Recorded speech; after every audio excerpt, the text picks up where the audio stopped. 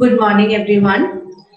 Today we're going to discuss about the differences between General Indian English and Received Pronunciation, RP, as we have learned about it, right?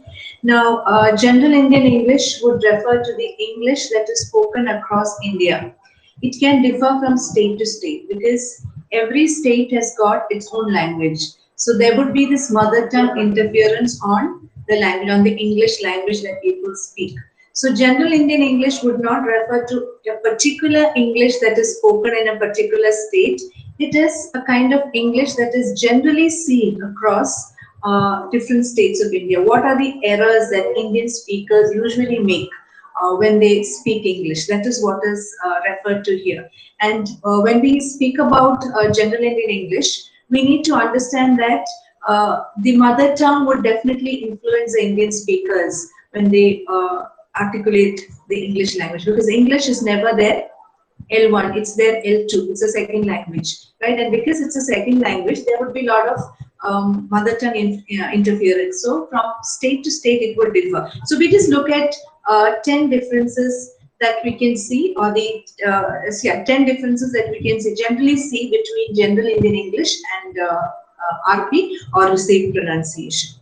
Now, the first difference that I would like to explain here is that RP has got two back vowels. You have the short O as in hot and the long O as in horse, right? But in general Indian English, we see only one O. So what happens is even the O pronunciation is not at all similar to the O that is pronounced in English, right? So English has O as in pot, O as in for, door, horse, etc. Right? So people in India just articulate O, because O is a sound which is similar to the sound that is found in many Indian languages, right? So instead of saying horse, they would say horse. Instead of saying 40, they would say 40. Instead of saying pot, they would say port. So that is the O sound that is seen across India, and it is different because general Indian English would only have one back vowel O, whereas RP, or received pronunciation, has two back vowels, the long O and the short O. Then when we talk about the central vowels in RP, or received pronunciation, we have three central vowels. We have as in cut, as in girl, shirt, etc. And we also have as in again, right? Now as in across, as in about. So we have three central vowels, and but in general Indian English, we see that there is a combination of these three symbolized by a. So they only say a. So instead of saying bus, they would say bus. Instead of saying shirt, they would say shirt, right? Instead of saying about, it would be the same sound, about. So is the sound which is usually you can say it's a combination of and that is found in RP. And in general Indian English, or Indians across India, they would just combine these three sounds and have one single sound, that is That's why I say the bus was late, right? They don't say the bus. They say the blood. It's not blood, it's blood, right? It's cut. Instead of saying cut, they would say cut. So it is the combination of these three sounds into one. Bird, they would say bird, right? Instead of saying shirt, they would say shirt, right? So it is the sound that is used instead of the three distinctive central vowels and It is a combination of these three into one single sound, right? And as we learned, received pronunciation has got 8 diphthongs. We talked about the 8 diphthongs in received pronunciation. We have oi, we have oi as in boy, I as in my, a as in cake, take, ow as in cow, o as in home. Then you have as in hair, ear as in here, and poor as in poor. So these are the 8 diphthongs that we see in received pronunciation. Whereas in general Indian English, we have only 6. 2 are missing. The 2 missing ones are A and we can say O. And even the oi is not pronounced correctly, right? Oi is there, but it is pronounced as oi, right? Because the o sound is not very, it's not very convenient for the Indian to articulate. So instead of oi, they would say oi. And a is not at all there. They don't say take, they say take. They don't say cake, they say cake, right? So that is how Indians usually say. And even the O sound, O as in ho, boat, coat, it's usually substituted with O. They say go, home, coat. It's not coat, it's not boat, it's boat, right? So O is substituted with O. Not even O, it's O, right? It's boat, goat, not goat, right? GOT is got, right? It's got. And GOAT is goat. But Indian speakers do not distinguish between these two. They say goat. So goat is, I got this, or even GOAT is also goat for them. So we see the absence of A. Did you like the cake I made? They would say, did you like the cake? Not cake, right? It's A. So the absence of A, the absence of O, and the mispronunciation of oi. They would say he's a good boy. It's not a good boy, it's a good boy, right? Oil, toil, soil. No, it's not oil, right? So O is the sound that usually Indian speakers articulate. Then we talked about the final R and the R before a consonant. The final R in English words, when words occur in isolation, is silent, right? So CAR is car.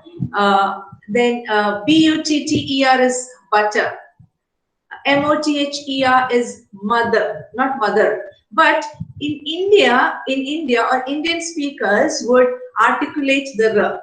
They would pronounce the R. They would not say car. They would say car, mother, butter, right? Brother. So the R is pronounced. That is what happens in general Indian English. It is realized, right? It is not silent. Even the R before a consonant, we say MARKET is market. BARK is bark, right? But here what we see is they would say bark. Indian speakers would say market.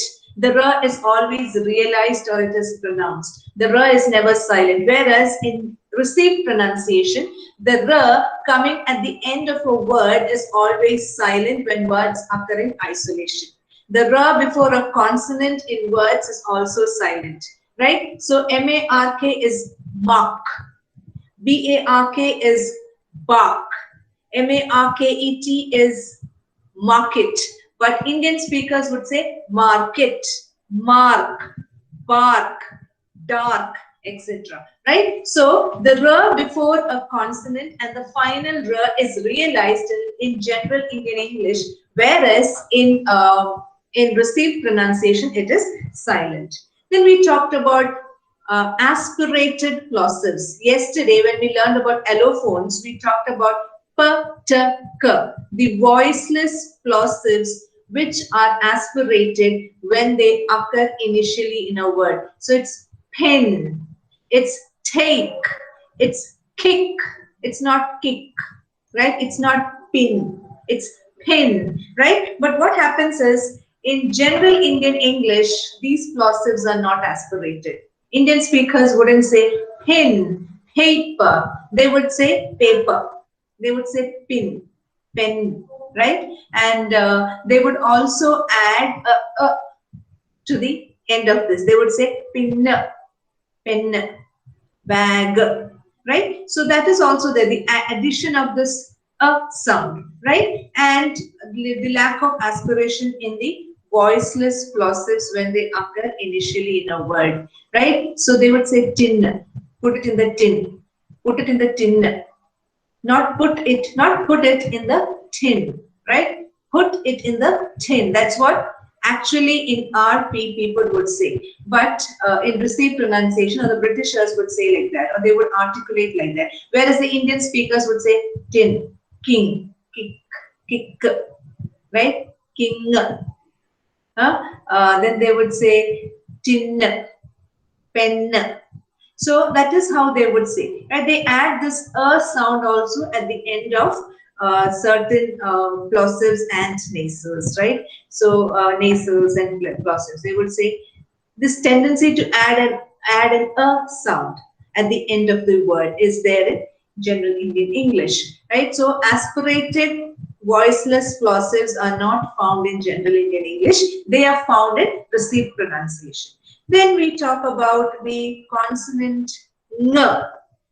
In general Indian English, or Indian speakers have the tendency to add a g after this ng. So they would say sing, right? Sing, sing. Instead of saying sing, they would say sing. So that g sound, sometimes, not in all states, in some states we see people adding a g after the ng. So in received pronunciation, we would say ring. They would say ring, right? Not everyone. But so that's what I said, it's general Indian English. It's not particular to one particular state, right? It is based across India. In certain states we see that. In certain states we do not see. In certain states we see certain kind of pronunciation, whereas in other states we don't see that. For example, in Kerala, people would say iron, iron, iron box. But in North India, people would say, in certain parts of Bihar, they would say iron box.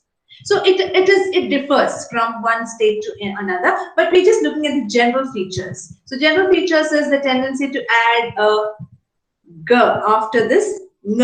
Then we have the ch, j sounds. Ch, j sounds are palato-alveolar affricates, right? Ch is voiceless palato-alveolar affricate, and j is voiced palato-alveolar affricate. Now, what is palato-alveolar? The tip of the tongue is, it touches the alveolar ridge, and the front of the tongue is raised towards the hard palate. That's why ch. But what happens in general Indian English? There is no ch, j. They would say cha, ja. So cha, ja is palatal sound. It's a palatal sound. So it's a palatal affricate in general Indian English. People have the problem of saying ch. They would say cha, cha, ja. So cha, ja is palatal affricate, whereas ch, j is palato-alveolar affricate. Then we have the r sound. The r sound, another thing is, in received pronunciation, we have three variants for r. We have r used as a frictionless continuant when it occurs at the beginning of a word, right? When it occurs at the beginning of a word. For example, ring. So it's without friction. There is not much of friction that is produced when r is articulated. So it's a frictionless continuant. It's also a trill or a roll. It's a trill or a roll when it when this r is preceded by a consonant. For example, you have a word like fright, right? So when you have a word like fright, f precedes r, right? So r comes after a consonant. So it is a trill or a roll. And then you have a tap or a flap. That is, the tip of the tongue just touches the palate once. And that time you see that that occurs when r comes between two consonants, vowel sounds. Very. Or it is it is preceded by a consonant th. For example, you have tree, not tree, three, right? When you have three, it is preceded by th, right? So it is a flap or a tap. So in received pronunciation, r has got three variations. You have a frictionless continuant, you have a trill or a roll, or you have a tap or a flap, right? But in general Indian English, there is just one r. There are no variants to it. There is no frictionless continuant, there is no trill, there is no roll, there is no flap or tap, right? So there's only one variant in general Indian English, whereas in RP, we have three variants. Then we talk about the labiodental fricative, voiced labiodental fricative, which is a voiced labiodental fricative. It is V, right? V is the voiced labiodental fricative. Why is it called labiodental? Because you use the upper teeth to bite the lower lip, right? So it is V, V as in van, as in wine, as in you can say vehicle, right? Vehicle. Now we have the voiced bilabial semi-vowel, voiced bilabial semi-vowel, which is V, V, V as in watch, V as in wine, V as in water, etc. This is very much different in RP, in received pronunciation. V is different from V. Whereas in general Indian English, there is no distinction in many states with regard to these two sounds. People say wine. Do we wonder what wine is it? Is it W-I-N-E or is it V-I-N-E? So, you know, V-I-N-E is a voiced voiced labiodental fricative, and the articulation is very prominent. You have to bite the lower lip with the upper teeth. It's V, five, five. See, five is fur is also a voiceless labiodental fricative, right? It's a voiceless labiodental fricative, and V is a voiced labiodental fricative. So when we say five, or when we say wine, or when we say vase, it is V. Very, it's V. It is V. The V, which is symbolized by the V, which is symbolized by V, right? And V is the sound that is seen in water. You symbolize it by using the sound as symbol W, right? So it is water, watch, when, where, were, all this, right? So in received pronunciation, there's a marked difference between these two, between were and between were and were. Whereas in general Indian English, we do not find much difference between these two sounds. Indian speakers, you know, substitute one for the other, right? So W-I-P-E-R and V-I-P-E-R is pronounced viper. They say viper. Now, W-I-P-E-R is viper. It is the viper of the car, right? And V-I-P-E-R is viper because it is a snake. It's a snake, right? So the sound is labiodental. It is viper. Then you have something called doubling of consonants. In general Indian English, what happens in Indian languages, we find that almost every sound is pronounced, every sound is articulated. Whereas in received pronunciation, when you have double consonants, only one sound is articulated, right? We would say B-A-T-T-L-E is battle. S-U-M-M-E-R is summer, right? Whereas in general Indian English, we would say summer, battle, right? It is the problem with Indian speakers because in Indian languages, every sound is pronounced. Whereas in received pronunciation, when you have two consonants coming together, it is articulated as one sound. So, you know, you have examples like dinner. D-I-N-N-E-R is dinner. It's not dinner. S-U-M-M-E-R is summer, not summer, right?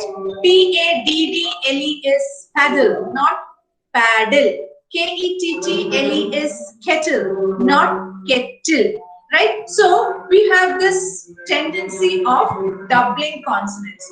So that is the general Indian English phenomenon. Whereas in received pronunciation, we do not have doubling of consonants.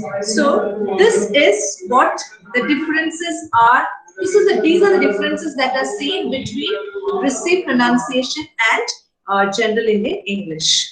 Okay, so we looked at 10 differences. We looked at the sound O and O, which is articulated as O in general Indian English. We looked at the central vowels, the three central vowels, which are actually combined into one vowel sound. We looked at the diphthongs, the missing diphthongs A and O. We understood that the R sound in the final position of a word and before a consonant is realized in general Indian English. It is not realized in received pronunciation. We talked about the aspirated plosives, p, t, k, the voiceless aspirated plosives, which are realized in RP, but not in general Indian English. We learned about the n sound, which is followed by g in general Indian English. We talked about ch and j, which are palato-alveolar affricates, but in general in Indian English, they are articulated as cha, ja, so they are palatal affricates. And we learned about the r sound, which has got three variants in RP, but only one variant in general Indian English. We discussed about v and v, which are realized differently in received pronunciation, whereas in general Indian English, they are actually articulated as the same sound. We also talked about doubling of consonants in general Indian English, but which is missing in, which is not seen in received pronunciation. So these are the basic differences between general Indian English and received pronunciation. So with that, we'll come to the end of this topic. I'll continue with this in the next class. I hope you've understood. Do you have any questions or doubts?